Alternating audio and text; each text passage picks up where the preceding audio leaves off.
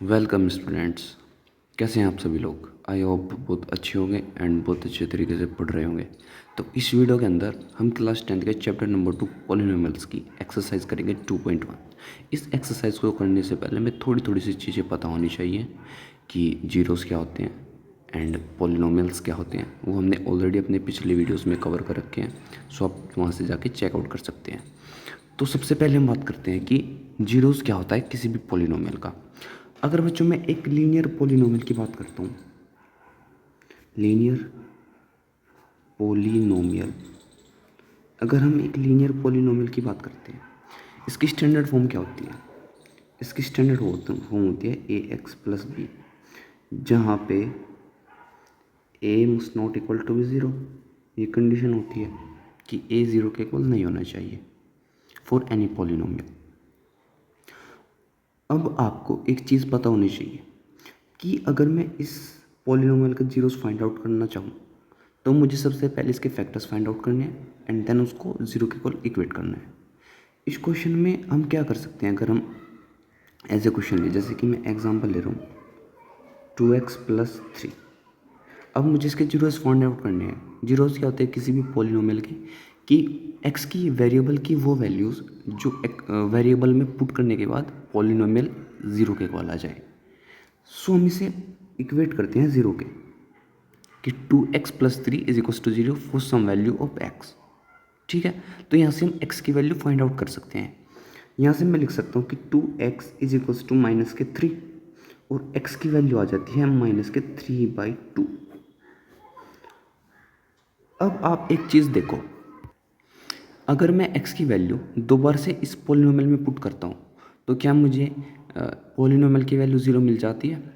तो यहाँ पे अगर मैं 2 इंटू -3/2 पुट कर रहा हूँ एंड +3, तो क्या मुझे इक्वल मिल रहा है ज़ीरो? 2 से 2 गया, -3 और +3 इससे कैंसिल होने के बाद डेफिनेटली ज़ीरो मिल रहा है।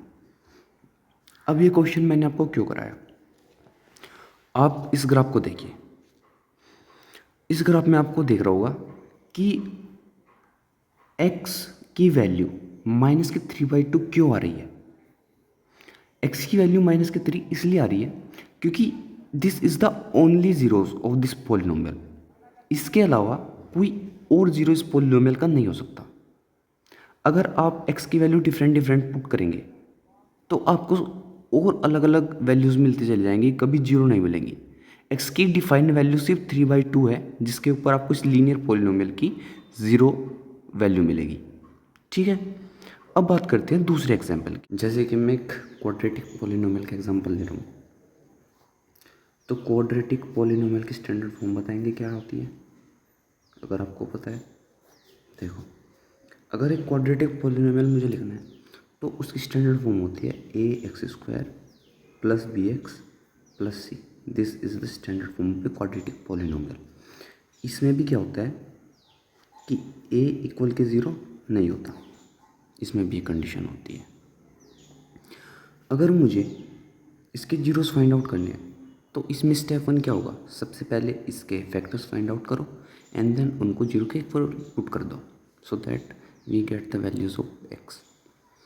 अब बच्चों एक बात नोटिस करने की है, वो मैं आपको दिखाऊंगा भी, कि जैसा भी पॉलिनोमियल होता है जिस भी डिग्री का, उसके नंबर ऑफ जीरोस भी उतने होते हैं।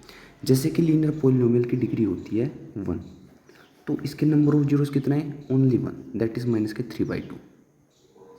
अब बात करें अगर हम इसकी क्वाड्रेटिक पॉलिनोमियल की, तो इसकी डिग्री होती है 2 एंड इसके नंबर ऑफ जीरोस कितने होंगे? 2। आपको एक एग्जांपल से समझाते हैं। जैसे कि मैं ले रहा हूँ कि y is equals to x² - 3x - 4। जैसे कि मैं ये एग्जांपल ले रहा हूँ, हमें फाइंड आउट करना है इसके नंबर ऑफ जीरोस। तो सबसे पहले 4 के फैक्टर्स फाइंड आउट करेंगे और 4 के फैक्टर्स आते हैं कितने? 2 × 2। तो इसको कैसे अरेंज करें? 4 × 1 और 2 × 2। मैं इसके साथ जाऊंगा क्योंकि मुझे यहाँ पे 3 लेके आना है माइनस का, तो मैं 4 में से -1 करूँगा, दैट इज़ विल गेट 3। तो अगर मैं -4 और प्लस का 1 ले लूँ तो -3 मिल जाएगा। तो हम ऐसे जाएंगे, ये आया y is equals to x square -4 + 1 x है दोनों में और -4। इसको थोड़ा सा रीअरेंज कर लो। y is equals to x square plus x -4x -4, यहाँ से x को माना जाएगा, यहाँ पे बचा x + 1 और यहाँ पे -4 को माना जाएगा, यहाँ पे बचा x + 1। तो y के जो फैक्टर्स आए y x -4 एंड x + 1, ठीक है। इसको जीरो के ऊपर पुट कर लेंगे तो x की वैल्यू आती है 4 और -1। x की दो वैल्यूज आती है, जिसे हम कह सकते हैं अल्फ़ा की value 4 and beta is equals to -1, ठीक है। अब आप इस ग्राफ को देखो। इस ग्राफ में सिंपली दिख रहा है कि ये एक पैराबोला है। पैराबोला वो इमेज होती है, अगर मैं कोई भी एक क्वाड्रेटिक पॉलिनोमियल लेता हूँ और वो लेट से हमारा कोई फंक्शन है y का, तो जो उसका ग्राफिकल रिप्रेजेंटेशन होती है वो हमेशा एक पैराबोला की फॉर्म में होती है। अब अगर आपने एक चीज़ नोटिस करी हो इस वाले ग्राफ में और इस वाले ग्राफ में, लीनियर पॉलिनोमियल के ग्राफ में क्या है, इसमें x एक्सिस -3/2 पे कट हो रही है और क्वाड्रेटिक पॉलिनोमियल वाले इस ग्राफ में x की वैल्यू 4 और -1, दो वैल्यूज़ हमारी x की आ रही है और ये दो ही वैल्यू x एक्सिस पे कट हो रही है। तो इससे ये पता लगता है कि जितने भी टाइम हमारे पॉलिनोमियल के ग्राफ x एक्सिस को कट करेंगे उतने ही टाइम नंबर ऑफ जीरोज़ हो जाएंगे। जैसे कि लीनियर पॉलिनोमियल में एक टाइम कट कर रहे हैं तो नंबर ऑफ जीरोज़ कितने थे 1, एंड क्वाड्रेटिक पॉलिनोमियल में 2 टाइम कर रहा है कट तो नंबर ऑफ जीरोज़ कितने हो जाएंगे 2।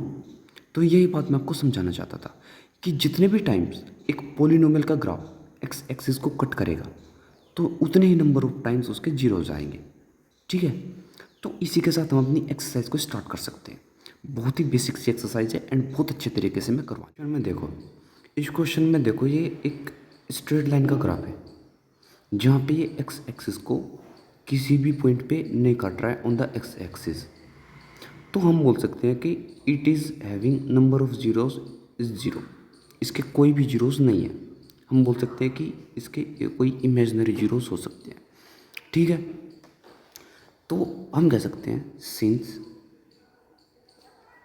The line of graph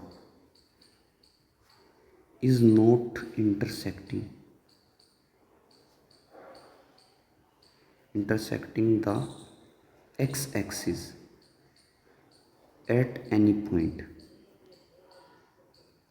so number of zeros is equals to 0।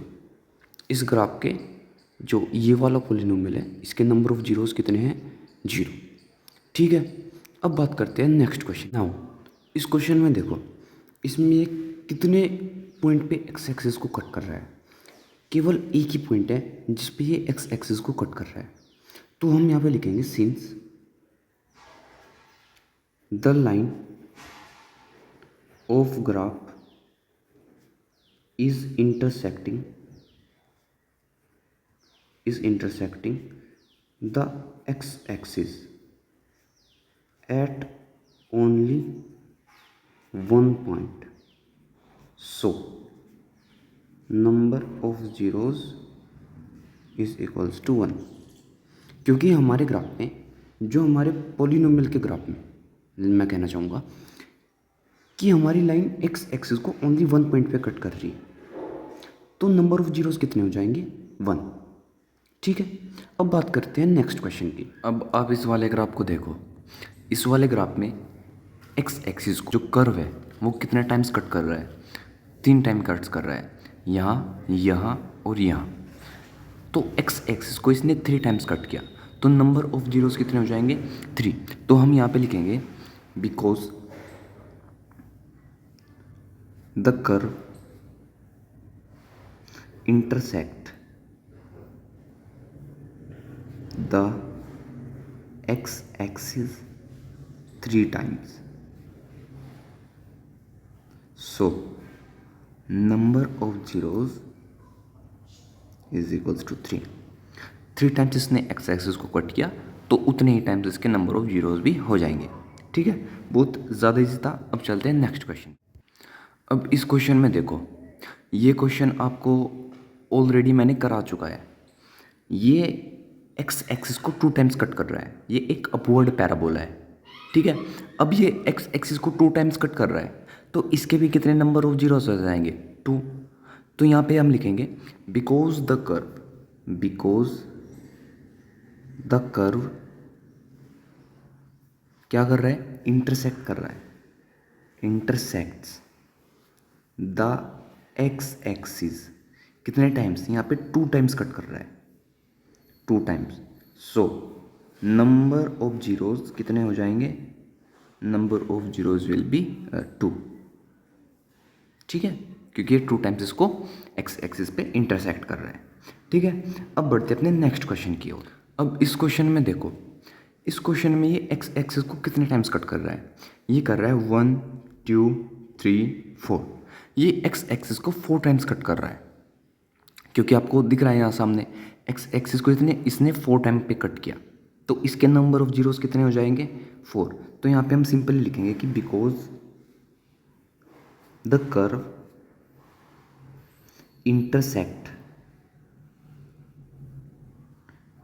The x axis, intersect लिख लो या फिर आप कट भी लिख सकते हो, कोई प्रॉब्लम नहीं है उसमें, सेम ही बात है। एक्स एक्सिस कितने times? 4 times. So the number of zeros will be 4। यहाँ पे नंबर ऑफ जीरोस कितने हो जाएंगे? 4, ठीक है। अब बढ़ते हैं इस एक्सरसाइज के लास्ट क्वेश्चन पे। अब इस क्वेश्चन को देखो, इस क्वेश्चन में ये एक्स एक्सिस को कितने टाइम्स कट कर रहा है?